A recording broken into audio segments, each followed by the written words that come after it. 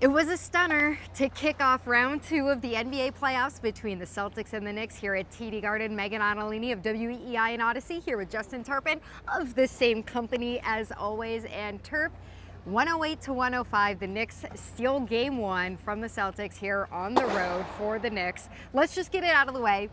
Everybody's going to be talking about the three-pointers. Yep. So give me your quick thesis about what happened, especially in the second half here with the three-point game in the Celtics. I mean, yeah, they took 60 of them, so not all of them are going to be good looks. But I think for the most part, they were good looks, and they were getting good opportunities to make those shots. Guys that you want taking those shots were getting those shots. And when you miss 45, of course, it's going to be a talking point. That's an NBA postseason record. It's a franchise record, and it's the third most ever missed in an NBA game. So, of course, people are going to talk about it.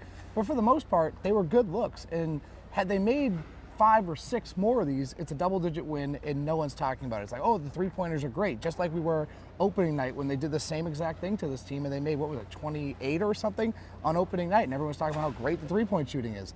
And now it goes the other way, and it's going to be completely different. And that's just kind of how it is. The discourse, much like people believe the Celtics, is live or die by the three-point shooting. Like, if they have a bad three-point shooting, that's all you're going to hear about. And in reality, it's like this would have won them the game had a couple of them just went down. Absolutely. I thought that they got a lot of good looks in that stretch when they were taking crazy amounts of threes in the second half.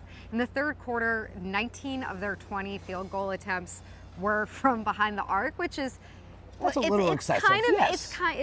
It's ultra concentrated from behind the arc. And the way that I wrote this in my column for weei.com is that it's kind of like if a health nut parent's kid goes to a sleepover and suddenly they get into a sleeve of Oreos because they could only attempt an average of 31 three-pointers per game against Orlando.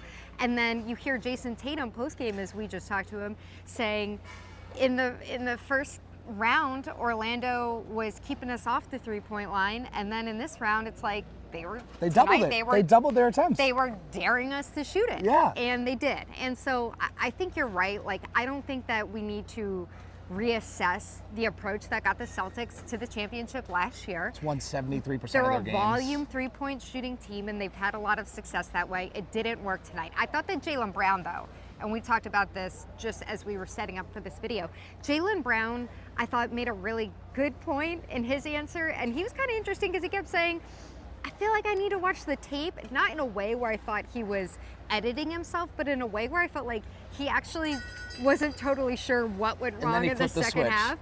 And he said, like, there was a point where I thought we could have started getting some easy buckets inside, and maybe that would have changed the momentum for us in the second half.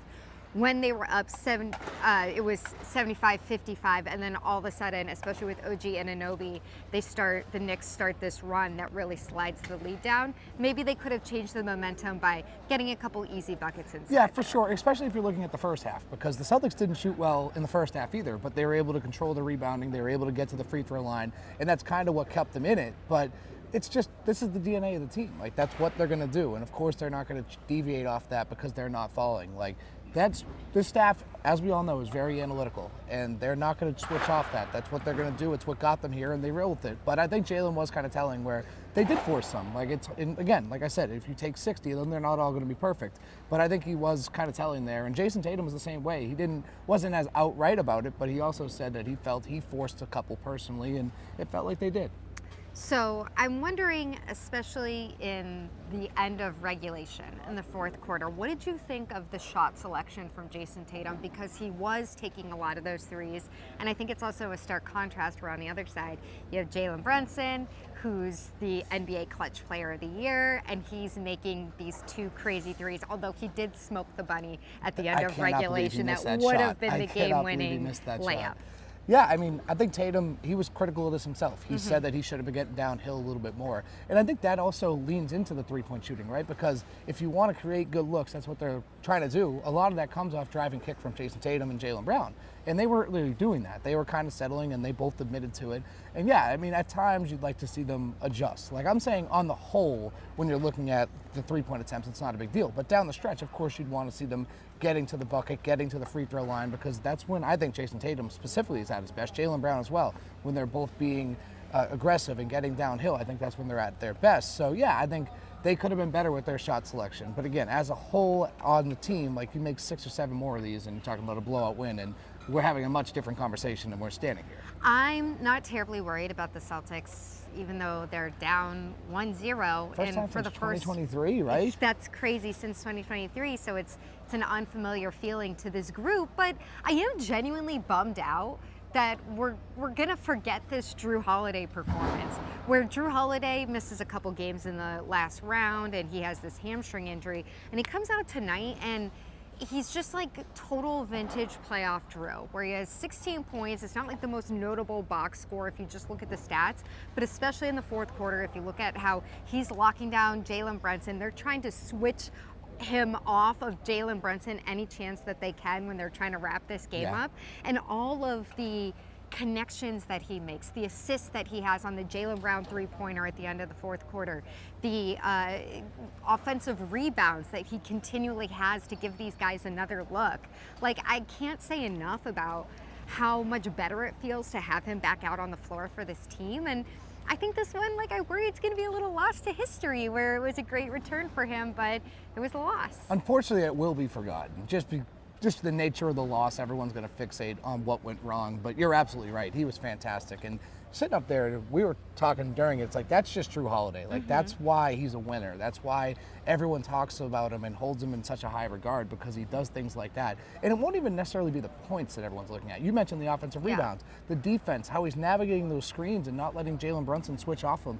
I mean, he was absolutely incredible. And Al Horford, too. He deserves a lot of credit for what he did with Karl-Anthony Towns in the second half. And he had a bunch of big rebounds down the stretch, hit a big three in the end of the third quarter, hit another one in the fourth. Like, it was the other statesmen there that were carrying the Celtics when they really couldn't get much else going. And yeah, I mean, that's great Drew Holiday. That's why I mention it all the time. Brad Stevens literally stared at this guy for a 25-minute press conference with a big smile across his face. And of course, the other sidebar story here from tonight was Kristaps Porzingis, who just vanished from the floor, vanished from the bench area in the second quarter. We're looking at each other, not getting any updates. What's going on here?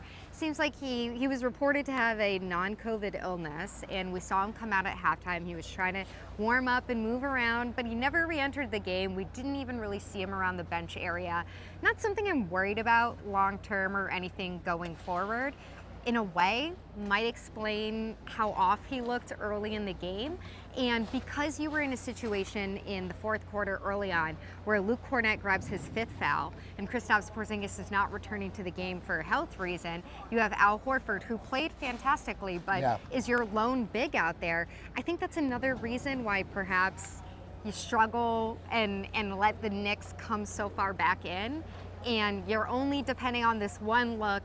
I just don't think that that's going to be a situation that the Celtics are going to have to contend with moving forward. Yeah, and you mentioned at the beginning, too, it felt like his round one struggles continued into today. And we were both sitting up there, we were like, well, he was supposed to be better in this series. He averaged 24.5 points against the Knicks. It was his highest points per game average against any opponent he saw more than once. And I mean, he was 0 of 4, all of those shots from within the arc. He didn't attempt a 3, which I thought was kind of interesting, because he had 8 last time they played, and they were kind of leaving him open because of how deep he was shooting them. They were averaged like 27.5 feet. So I'm a little bit worried about that, just the consistency, because I feel like once you get into a slump like that, it could be hard to break. And granted, if it's going to be any team that it happens, it's with this team that's been very favorable for him.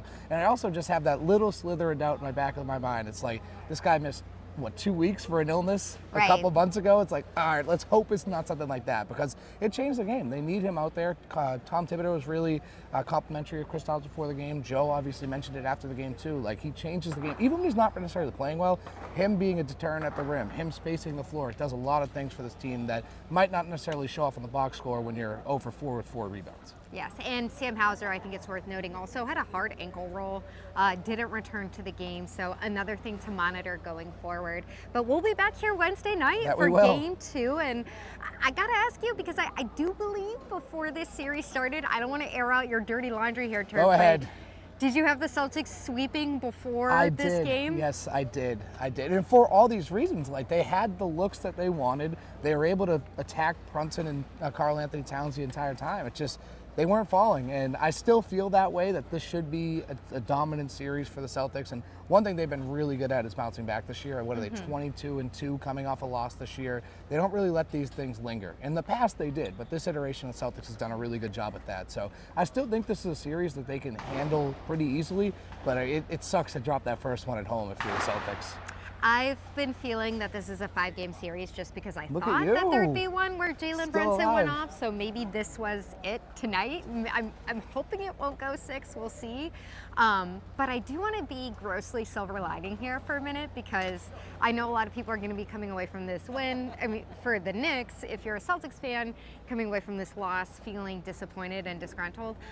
I think the same way that Orlando, if you're lucky, could serve as this hard lesson that you have to go through, and hopefully see a similar defense in Oklahoma City in the finals and have that be a test for you.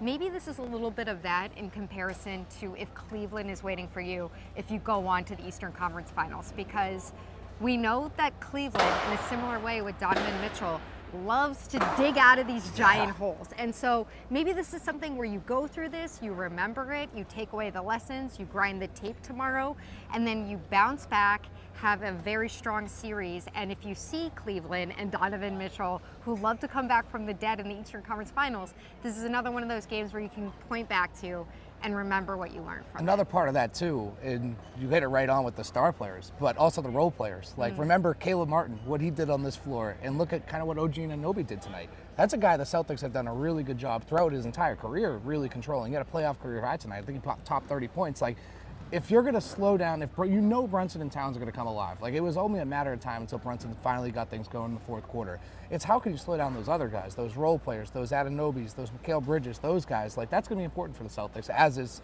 obviously doing what they did with Brunson. Because on the whole, I thought they did a good job with them. It was just that fourth quarter. Sure. All right, well, we will be back with you Wednesday. And you can find us on any WEEI channels, including, well, Celtics Wednesday. Yes. You'll be on the midday show, and I'll be on the Greg Hill show. Yes, the Celtics one day, and that will be a pregame edition. Yeah, Usually it'll they're be our postgame. pregame edition. Yeah. Pregame edition. All right, till then, we'll see you guys.